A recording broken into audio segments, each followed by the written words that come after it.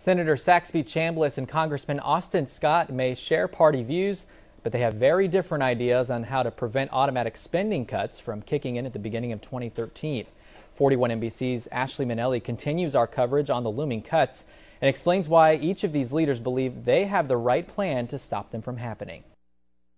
Congressman Austin Scott is taking a history lesson from his home state. What Zell did with redirection had some pain with it, but it worked, and Georgia economically recovered quite well. So I'd like to see us move down that same path that Zell used. Scott believes in Miller's approach to cutting spending evenly across the board. My suggestion was 3% from every agency that came from the management within the agency, so that you're having the actual experts in every given agency identify where the waste is and make that presentation to the members of Congress and the Appropriations Committee. As part of the 2011 Budget Control Act, the federal government will see $1.2 trillion in automatic spending cuts starting in January 2013. And those cuts will come down hard on the Department of Defense. They'll lose about $500 billion over 10 years.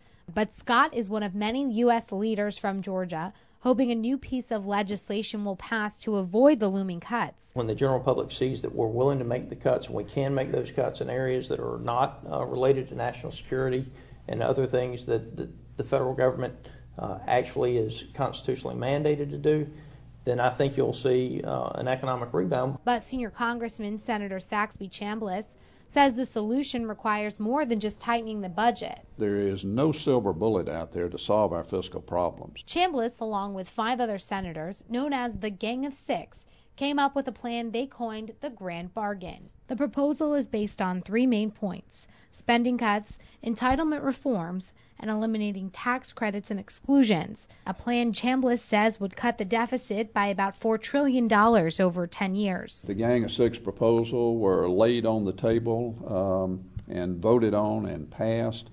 Everybody in America would dislike something about it.